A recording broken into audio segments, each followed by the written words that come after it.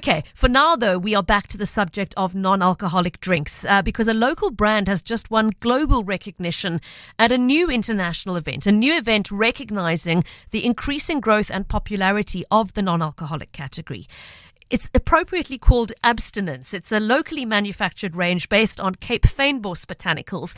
And at the recent inaugural Low and No Alcohol Masters competition, its products won 2 golds and 1 silver medal, competing against more than 50 entries from other countries around the world. So it's very well done indeed to the team behind Abstinence. And I'm going to be tasting some of the products and giving you feedback on air while we chat about their story. Delighted to welcome 2 guests to the show. Firstly, Rowan Leibbrandt, who is the founding owner of Truman and Orange. He's been on the show before. You know that they represent a large number of very prominent brands in South Africa, and they are the distributors of the Abstinence range. Rowan, it's great to chat to you again. Welcome. Thanks, Pipit. It certainly sounds like a more interesting thing to be talking on drinks at lunchtime rather than all the political stuff we got going on. I think we have to allow ourselves a bit of a break from the politics every now and then. Agreed, Rowan. Our second guest, who we're also delighted to have joining us, is Stefan Kutsia, who is the head of international sales for Curated Beverages, who produce the Abstinence range. So, Stefan, it's not just welcome, but well done to you and your team. You must be absolutely thrilled with your results. Hi, Papa. Thanks very much, and hello to you and your listeners. Yeah, we are completely ecstatic. Just testament to what we've believed in all this time over the years, that we've got a winning product, and it's great to get the recognition that we felt we deserved. Okay, now, Stefan, before I ask you to talk me through a bit of a tasting, Rowan, let's just talk a little bit about Abstinence, the brand, for the sake of those who've not yet tried it. Tell us a little bit about the range and what it includes and how long it's been on the market. Yeah, thanks, Pip. I mean, this is such an intriguing category. It's one of those things that my guess is we're all going to look back in sort of 20, 30 years and we're going to think it's been around forever. But we're kind of living in this moment now where this particular category is emerging. And essentially what it is, it's a non-alcoholic spirit, which I think some people will sort of take a few seconds to sort of get their head around. It's exactly what that is. But, you know, there's been a very long-running trend for drinking better but drinking less in terms of the actual alcohol part. And obviously, this is the kind of ultimate extension of that. This is a brand which, the guys have basically created a sort of maximum flavor brand that they've managed, or products, should I say, but they've managed to do that without the alcohol, which historically was always kind of provided the mouthfeel and the body of these type of the stuff that we drink. So, Abstinence is fairly new. We often suggest that people drink it, somewhat like they drink gin, with tonic, although, of course, there's some more exciting ways of drinking it as there are sort of other spirits. But it's a very, very new brand, and this category's only been around for, I would say, kind of a year or two. So Abstinence itself has probably been, Stefan can correct me, but probably been around for 2-3 years. We took over distribution kind of right in the teeth of one of our COVID close downs, COVID lockdown. So we took over distribution just towards the end of last year, and it's been a really fun thing to start selling because you need to kind of explain to people what it is, and then when they start drinking it, it kind of takes on a life of their own. It's one of those really exciting products to represent. Let me bring Stefan in at this point, and I'm going to taste the first example on air while we chat further about the history and the story of Abstinence. Stefan, I've poured myself a 50ml shot of the Cape Citrus, and I've topped it up with some nice Fever Tree tonic water, a couple of blocks of ice going in here, and I'm going to add a slice of dehydrated grapefruit, which is one of my absolute favorites to add to the mix. Tell us a little bit about the Cape Citrus variety that I'm about to change while I mix my drink. Okay, perfect. Yeah, so the Cape Citrus, of course, the Western Cape is one of the biggest exporters of citrus fruits in the world, if it's taken alone as a country. So we, of course, have an abundance of citrus to work with from the Western Cape. We use a myriad of different citrus types. Of the most prominent is orange. There's a little bit of lemon in there. There's grapefruit, and then we also marry those citrus zesty flavors with a local plant that most people might know, which is called buchu. And this particular type of buchu has a characteristic blackcurrant smell when it's used or when the leaves are crushed. So it's all about marrying spice with the aromatics of blackcurrant with the zest of citrus to create something that's very similar to what you would drink in other white spirits, something that's got mouthfeel, something that's got a bit of acidity, and especially mixed with tonic, something that's quite Moorish when you drink it. Moorish it is indeed, and it is very reminiscent of a gin and tonic with, of course, none of the gin in it, but you would be forgiven for thinking you were drinking one, particularly when you add these lovely garnishes of the dried fruit, a sliced grapefruit, and I think it's some thyme I've got here. Yes, so the garnishes is where things get interesting, and it's very much does play on that same occasion as a gin occasion plays. We prefer not to refer to our products as gin alternatives or rum alternatives for that matter. We're launching a dark spirit version as well later, but more creating a new category and a new drinking experience. There is, of course, the similarities in production process being exactly the same pretty much as making alcohol, where it's used in a or it's being distilled, and you extract flavor through. We use an acidic medium instead of alcohol, so there is similarities. But and there will always be the similarity to gin. But we try and create a new category, which is more sort of a flavor based category for the different drinks. Okay, look, you're preaching to the converted in me, because about a year and a half ago, I discovered my first non-alcoholic alternative drinks, and I've never looked back. Not to say that I've stopped drinking entirely, but for me, it's a great way to reduce the amount of alcohol that I drink and to just delay the first drink of the evening by starting with something non-alcoholic. And often I end up just sticking with that because they taste so nice. Stefan, I mean, the variety in this category has really grown in the past couple of years. Do you think it is primarily driven by health consciousness? Do you think clampdowns on drunk driving are playing a role as well? What made you guys decide that this was a space you wanted to play in? So Rowan is correct in saying that we've been around for almost 3 years. So, we have been buoyed recently by the lockdown restrictions and the limit on alcohol.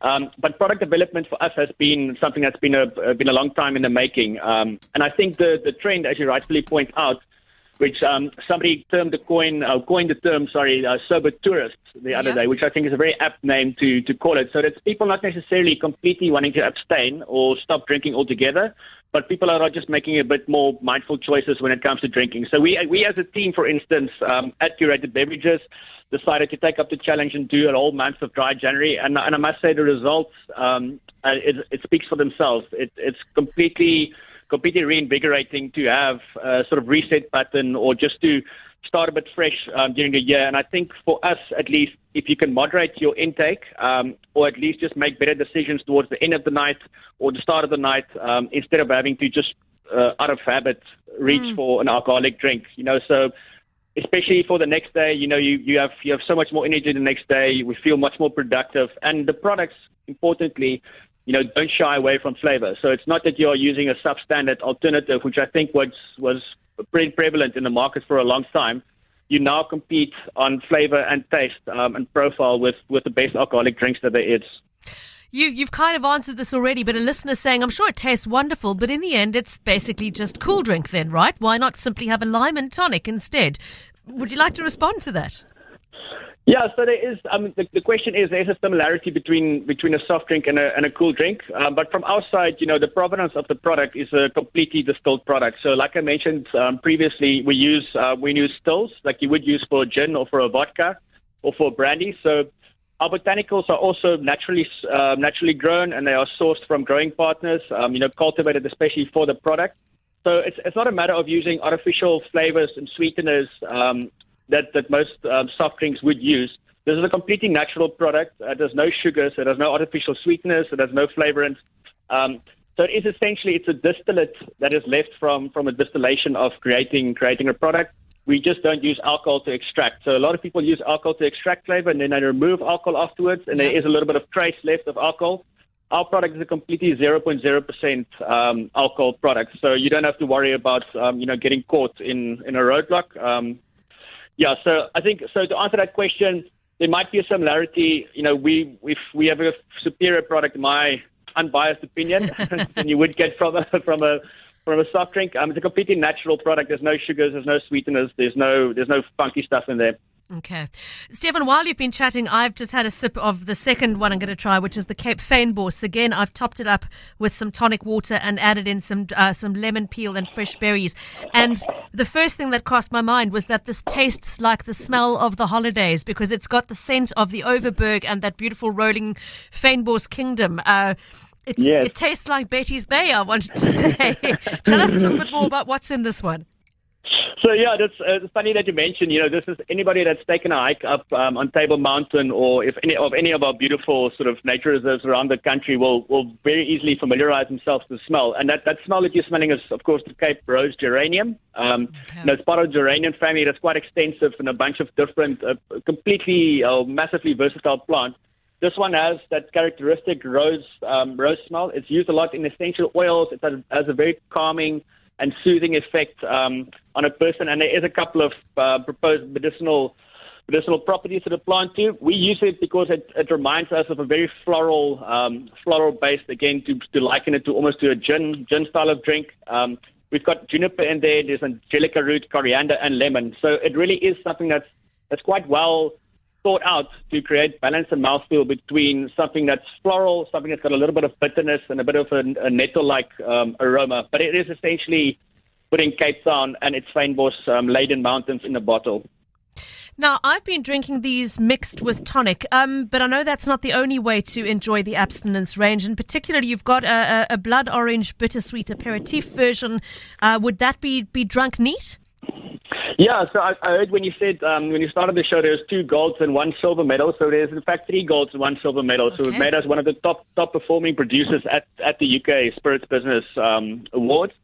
And the blood orange aperitif was the other one. So that is something that's got a lot of bitterness from African wormwood, which is our sort of Eurobotanical. Eurobotanicals for us is a very important part of our range, where every single product has something that is very quintessentially Cape Townian and South African. So that of course speaks more to the occasion of a Aperol Spritz or a Campari with soda. So it's something that you spritz with either a non-alcoholic bubbly, or you can use an alcoholic bubbly for that matter. So yeah, another point is you don't always have to mix it with just non-alcoholic drinks. It can also be poured as a long drink, which means that it has a lower ABV than an alcoholic drink usually would. So just to lower your intake of the drink. But the aperitif is a delicious blood orange citrus-based drink that is basically giving you a nice bitter pucker in the mouth, something that you use to open a dinner party with, or to open a meal with, or to welcome your guests to an occasion.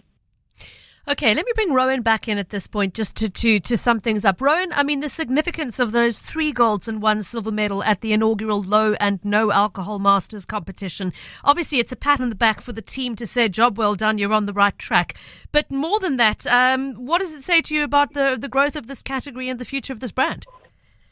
Yeah, I mean, it says a lot, actually. I mean, the spirits business are kind of, they're sort of the industry kind of go-to media. I mean, the fact that they've thought that it's necessary to introduce a no and low alcohol a set of awards says a lot for what the category is doing globally. I also think that I think Stefan and the team sometimes downplay this a bit, but I mean, for people who are familiar with how alcohol is made, the idea that you can create something which is strong enough, that from a taste perspective is strong enough to win such fantastic awards like that, and you're not able to do it with sugar, there's no alcohol, there's no colorants involved. It's an extraordinarily complicated thing to create that same really kind of satisfying mouthfeel. And I mean, I think what your one caller asked you there, how different is this to soft drink? I think it's as different to soft drink as saying that whiskey is just alcohol, water, and a few wood chips. To suggest that you could just mix those 3 things and you'd have a sort of delicious single malt, we all kind of know that isn't true. Yeah. And that's basically what's going on here. This is some version of kind of cooking and distilling done with a very complicated set of ingredients with your hands tied behind your back. And it's really extraordinary what the guys have created here.